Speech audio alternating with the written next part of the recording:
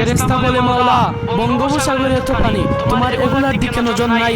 প্রশান্ত মহাসাগরে এত পানি, আটলান্টিক মহাসাগরে এত পানি, তোমার এগুলার দিকে নজর নাই। আর ওই দিকের একটা গ্রামের ভিতরে যায় নামাজে বসে একটা মানুষ কান্না করতেছে, এক ফোঁটা চোখের পানি ফেলে, তো তুমি ওই দিকে তাকিয়ে আছো, ব্যাপার কি? রব বলে যা, ওর পানিগুলো পড়ার আগে একটা সবুজ বাটি লো, সবুজ বাটি নিয়ে পানিগুলো সংরক্ষণ কর, পানিগুলোকে নষ্ট হতে দিস না। সুবহানাল্লাহ। এখন ফেরেশতারা সেই পানিগুলো সংরক্ষণ করে রবের দরবারে জিজ্ঞেস করে, ইয়া রব, পানিগুলো কোথায় নিয়ে যাব?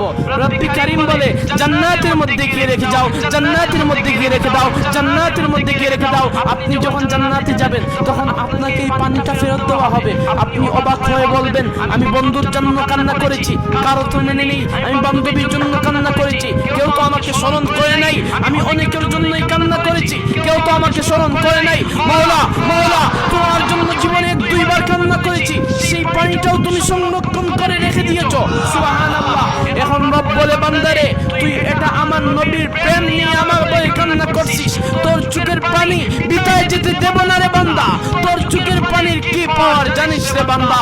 এই আশিকের এক ফোঁটা চোখের পানি ওই জাহান্নামের আগুনের মধ্যে দিলে ওই জাহান্নামের আগুন পর্যন্ত এই চোখের পানির সামনে নিভে যেতে বাধ্য হয়ে যায়।